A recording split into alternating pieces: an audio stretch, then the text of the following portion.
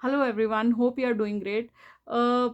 तो एक वीडियो देख रही थी मैं एक्चुअली यूट्यूब पे, जो कि डॉक्टर जयंती दिवाकर है उनका नाम, शायद डॉक्टर साहब का। तो वो यूपीएससी सीएमएस पे एक उन्होंने वीडियो बनाई थी एंड उन्होंने डाटा अपना प्रेजेंट किया था पब्लिक के सामने। एंड वो डाटा मैं देख रही थी तो I was very astonished, I was very surprised. क्या डाटा था वो उन्होंने लिखा हुआ था उसमें, एंड जो स्क्रीनशॉट शेयर किए from that we could easily make out कि 1000 पोस्टें निकली थी यूपीएससी सीएमसी की। उसमें से सिर्फ अराउंड 140 कैंडिडेट्स थे जिन्होंने वो वाला जो टेस्ट था उन्होंने फाइन 189 थे शायद। तो 189 कैंडिडेट्स थे जिन्होंने एक्चुअली वहाँ पे जाके जो उनका 1000 कैंडिडेट सीट्स के लिए 189 कैंडिडेट्स जो एक्चुअली सिलेक्ट हुए थे। और वो क्यों हुए थे? क्योंकि टेस्ट तो दिया था उस 1000 सीटों के लिए लगभग 60 या 70 हज़ार लोगों ने, बट जो अल्टीमेटली आप देखिए सिर्फ 189 कैंडिडेट्स थे जो कि डिक्लेयर किए गए थे वहाँ पे। और उसके बाद भी 189 में से भी सिर्फ 40 कैंडिडेट्स ने ज्वाइन किया, एंड उसमें से भी 18 कैंडिडेट स्पेशलिस्ट थे। और स्पेशलिस्ट भी top most branches like surgical branches भी थी उसमें। पीजी ऑप्स गायनी थी, ओबीजी था, और पीजी आई थिंक ईएनटी था, और सर्जरी भी थे उसमें। सो लाइक बोलना क्या चाह रही हूँ मैं इस वीडियो में कि आप देखिए, एक तरफ हम बात करें सैचुरेशन सैचुरेशन सैचुरेशन, दूसरी तरफ क्या बात हो रही है कि हमारे आजकल के जो जेंजी डॉक्टर्स हैं, जो फ्रेश पास आउट डॉक्टर्स हैं, जो इतने ब्रेनी हैं, दे आर सो कंफ्यूज्ड कि हम करें तो क्या करें। मतलब यूपीएससी का एग्ज़ाम निकलता है, वो उसको भर देते हैं, 70,000 बच्चा, 80,000 बच्चा उसको भर रहा है, एंड 1000 सीटें हैं, और उसमें से सिर्फ 189 फाइनली डिक्लेयर हुए हैं कैंडिडेट्स, और उसमें से भी सिर्फ 40 ज्वाइन करते हैं। बाकी कहाँ गए? तो बाकी चले गए या तो पीजी करने, या उन्होंने क्या करा है कि यूपीएससी में भी अपेयर करा है, उसको एक मॉक टेस्ट की तरह सोचा है कि यार एक ट्राई मार लेते हैं, पीजी में भी एक ट्राई मार लेते हैं। बिकॉज हमारी है एक मेंटल, हमारी स्थिति ऐसी हो गई है कि एज स्टूडेंट लाइफ ना, और जो हम अस्थिरता के माहौल में जी रहे हैं, और जो हम यूट्यूब एआई के माहौल में जी रहे हैं, और जो हम सोच रहे हैं, चीज़ें देख रहे हैं, हमें लगता है ये चीज़ें सही हैं। तो फैक्ट्स उन डॉक्टर साहब ने प्रेजेंट किए हैं, and facts are very valid with, उन्होंने प्रॉपर डॉक्यूमेंटेशन रखा है। अगर आपने देखना चाहें तो आप उनका चैनल विजिट कर सकते हैं, डॉक्टर जयंत दिवाकर करके। I try to post one screenshot also. तो बात बेसिक ये है कि इस कंफ्यूजन में क्या हो रहा है कि जो डिजर्विंग कैंडिडेट्स हैं वो वहाँ पे या तो वो क्वालिफाई नहीं कर पाए क्योंकि मेरिट हाई चली गई, राइट? इतनी मेरिट जाती नहीं है बट मेरिट हाई हो गई। क्यों? क्योंकि जो टॉपर लोग थे जिन्होंने बेसिकली रेडियोलॉजी लेनी थी सीट, जिनको डर्मा सीट लेनी थी, या जिनको मेडिसिन लेनी थी, वो वाला टॉप जो बैच था बच्चों का वो इधर आ गया, उसने वो सीटें ब्लॉक हो गई। ठीक है, मेरिट हाई चली गई, जो कट ऑफ थी वो हाई हो गई ना। और फिर जो डिजर्विंग कैंडिडेट थे, जो मिडिल क्लास के बंदे थे, जिनको जनरली जो चाहते थे कि यार मैं यूपीएससी सीएमएस में चला जाऊं, मेरा करियर सेट हो जाएगा, मेरी लाइफ सेट हो जाएगी, तो वो उनको एक सेटबैक लग गया कि यार इतनी हाई कट ऑफ हो गई।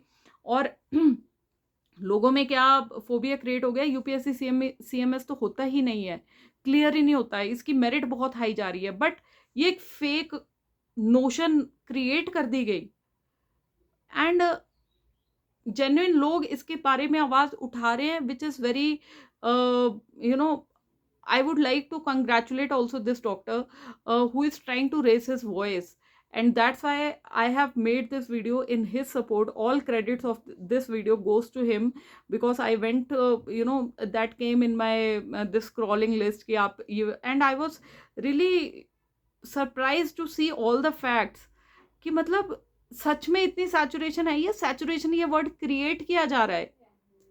एक और भी मैं न्यूज़ पढ़ रही थी, उसमें लिखा जा रहा था कि एसोसिएट प्रोफेसर्स की सीट्स निकली हैं इतनी कॉलेजेस में, एंड कॉलेजेस में वो पीजी स्पेशलिस्ट ज्वाइन ही नहीं कर रहे हैं।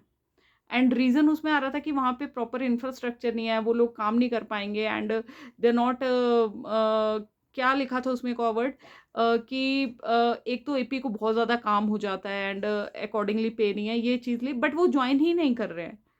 फिर हम किस सैचुरेशन की बात कर रहे हैं? जॉब्स तो हैं। 1000 में से सिर्फ 40 बंदा ज्वाइन कर रहा है, उसमें भी 18 स्पेशलिस्ट हैं। ये क्या मतलब, वहाँ पे आप पीजी कंप्लीट करने के बाद फिर आओगे वहाँ पे, तो वो जो सीटें गई इतनी, वो बैकलॉग क्रिएट हो जाएगा अब 960 सीटों का। तो वो अगले, इसका एक सीधा सा आंसर मिल रहा है, तो वो आगे आपको उसका डायरेक्ट फायदा होने वाला है। तो UPSC CMS one of the best options है ये फर्स्ट जनरेशन डॉक्टर्स के लिए, स्पेशली ऑफ मिडिल क्लास। पहले भी मैं बहुत वीडियोस बना चुकी हूँ इस पर। क्यों? बिकॉज वर्क लाइफ बैलेंस बहुत अच्छा है आपका। आपका एक अपना स्पॉन्सर्ड कोटा बन जाता है, जिस कोटे के थ्रू आप पहले वहाँ पे 2-3 साल आप काम करिए यूपीएससी सीएमएस में, उसके बाद पीजी करने चाहिए। क्योंकि 2 फायदे होते हैं इसके। एक तो फाइनेंशियल स्टेबिलिटी, आप आपके माइंड में पता है कि हाँ यार फाइनेंशियली मैं स्ट्रांग हो चुका हूँ, 3 साल में इतना ज़्यादा कमा लूँगा। बिकॉज यूपीएससी सीएमएस में आपके सेंटर के पे स्केल्स लागू होते हैं। सबसे पहले इंक्रीमेंट्स वहाँ पे मिलती हैं, कैशलेस आपको मेडिकल की सुविधा मिलती है, किसी भी हॉस्पिटल में चल जाओ, सीजीएचएस के अंडर आप लोग कवर्ड होते हो। तो ये चीज़ें आप लोग रियलाइज़ नहीं कर रहे हो, एंड वी आर क्राइंग कि यार जॉब्स नहीं है, जॉब्स नहीं है। तो बेसिकली ऐसा नहीं है कि जॉब्स नहीं है, जॉब्स हैं, बट सिस्टम थोड़ा सा इसलिए कंफ्यूज हो रहा है बिकॉज हमारी जेनजी डॉक्टर्स कंफ्यूज हो रहे हैं। तो you should be clear about that in your mind बेटा, कि या तो पीजी के लिए आई नो कि हाँ यार आप लोग भी उस स्टेज में जाके कंफ्यूज हो रहे हो कि हम करें क्या, इसलिए आप उधर भी अप्लाई कर देते हो, बट उधर भी अप्लाई कर देते हो। बट जिन बच्चों का यूपीएससी सीएमएस क्लियर हो रहा है, तो या तो आप बेटा वहाँ पे जाके 1-2 साल पहले जॉब करो, वहाँ पे जब जॉब कर लेते हो उसके बाद आप पीजी करने जा सकते हो। अब कई लोग बोलेंगे क्या बोल रहे हैं ये, जब हमारा हो गया तो फिर हम वहीं से ना चले जाएं। हाँ आप जा सकते हो, बिल्कुल जा सकते हो। आप वहाँ से भी पीजी करने जा सकते हो अगर आप सीट को भी ब्लॉक कर रहे हो तो। बट बात बेसिक वही है ना कि 1000 में से ओनली 189, एंड उन 189 में से सिर्फ 40 में से 18 स्पेशलिस्ट डॉक्टर्स हैं। बात तो वहीं आ रही है ना। तो ये हम सबको समझने की ज़रूरत है कि बेसिकली हम लाइफ में चाहते क्या हैं। एंड इतना हो हल्ला मचा हुआ है, सैचुरेशन आ गई, डॉक्टर्स का कुछ नहीं बनेगा, ये नहीं।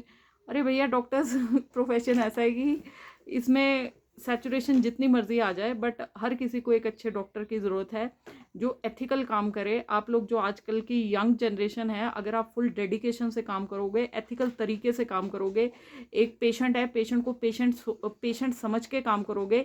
एक मूवी आई थी हमारे टाइम में, मुन्ना भाई एमबीबीएस, उसमें कहा था कि पेशेंट के साथ इमोशनल बॉन्ड नहीं बनाना। मत बनाइए emotional bond, but at least try to understand कि हाँ यार इस बंदे को जो मैं दवाई दे रहा हूँ वो सही दे रहा हूँ, इसको फालतू की दवाई तो नहीं दे रहा हूँ, जो मैं इसको मेडिसिन दे रहा हूँ इसका इस पर फाइनेंशियल बर्डन तो नहीं आएगा, या फिर इसमें एंटीबायोटिक रेजिस्टेंस ड्यू टू